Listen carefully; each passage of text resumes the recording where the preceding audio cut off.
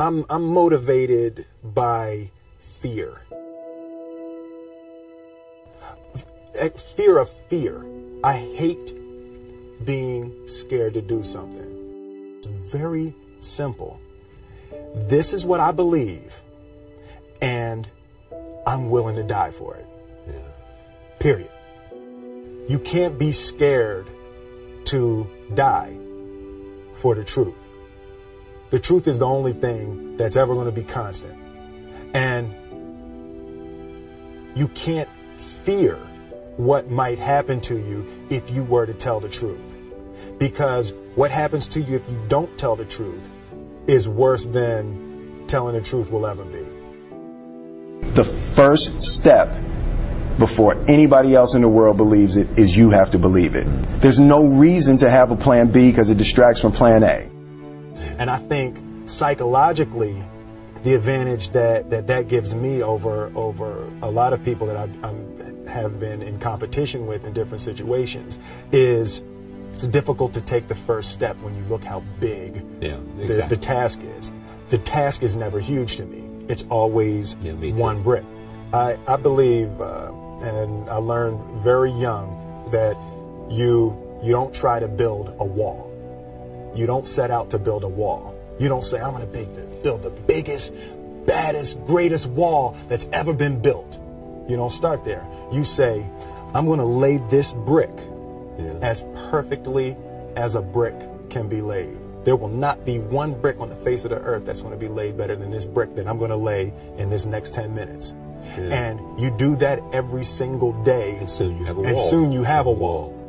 I've never really viewed myself as particularly talented. Where I excel is ridiculous, sickening work ethic. You know, while the other guy's sleeping, I'm working. While the other guy's eating, I'm working. The separation of talent and skill is one of the greatest misunderstood concepts for people who are trying to excel, who have dreams that want to do things. Talent you have naturally. Skill is only developed by hours and hours and hours of beating on your craft. I always knew that I could work hard enough.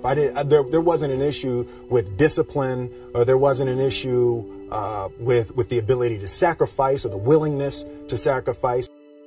There's no easy way around it. No matter how talented you are, your talent is going to fail you if you're not skilled. Mm-hmm. You know, if you don't study, if you don't work really hard and dedicate yourself to being better every single day. Mm-hmm. This one year, my father had his shop, and he decided for whatever reason that he wanted a new wall on the front of his shop. So he tore down probably about 16 feet high and probably about 30 feet long. He just completely tore the wall down, and my brother and I had to dig a 6-foot hole. We for the foundation. And we would mix in the concrete by hand. A year and a half. We were building this wall for a year and a half. Every day after school, we were coming, mixing concrete, putting it in the hole, doing it. And it was just myself and my little brother. And I remember standing back, looking at that wall, saying, there's going to be a hole here forever. A year and a half later, we laid the final brick. And my father stood back with my brother and I know he planned this. He says he didn't, but I know he had been planning this and writing this for his for the past 2 years. But we stood back, we looked at the wall, and he looked at me and my brother and said, "Now, don't y'all never tell me that you can't do something," and walked into the shop. As a child, my parents always told me you could be whatever you want to be, you could do whatever you want to do.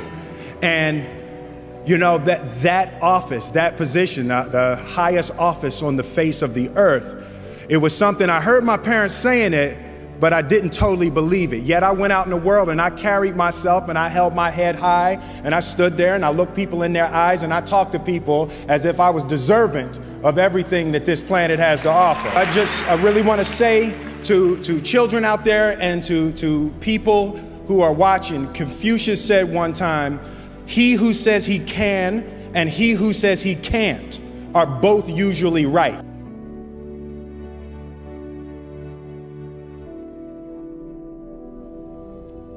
having the opportunity to study greatness. Anytime you have that opportunity, there are certain intricacies that will make clear who you are. It becomes that much more clear who you are.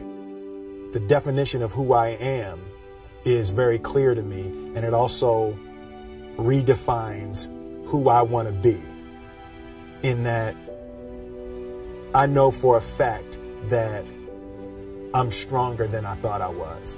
You know, you can't help but ask yourself the question, what would I do if I was in Muhammad Ali's shoes?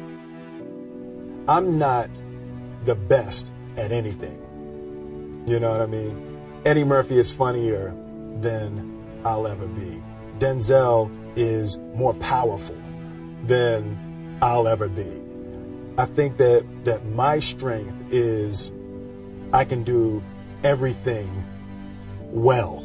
You know, I can do a little bit of everything, and that's what I concentrate on to be my strength. I'll never be able to compete with Denzel. I enjoy connecting with people and ideas, and you know, I have a mission statement. So every year for probably the past 10 years, I've worked out a mission statement for myself. And for the last few years, the mission statement has stayed the same, and it's been improve lives, right? So when I go into something, I'm looking for how the quality of this piece could potentially improve lives. But it's all along the way. It's when you make the movie and how you're interacting with people in the process. And the concept of improving lives runs through the center of everything I do. And then I realized that the way to improve lives is to continually improve yourself, right? So with that, every morning when I get out of the bed, I haven't fixed everything in the world yet, so there's always something to do. I want my life, I want my work, my family, I want it to mean something. If you are not making someone else's life better, then you're wasting your time. Like your life will become better by making other lives better. A few months ago, I said that I believe that if I chose to, I could be the president of the United States. And I think as I've had a chance to intellectualize why I said that. Yeah. And I think that there's a certain delusional quality that all successful people have to have. You have to believe that something different than what has happened for the last 50 million years of history. You have to believe that something different can happen. The one thing that I truly tried to communicate in the interpretation of Ali is the complex simplicity of greatness. And how greatness is not this wonderful, esoteric, elusive, God-like feature that only the special among us will ever taste. It's something that truly exists in all of us. Loss is bound to joy. Like pain and suffering are bound to joy. The being able to survive something is actually a big part of being able to find that next wave of joy. You appreciate smaller things. I hated being scared, that I didn't want to even take the meeting. I just hated that being scared to do something.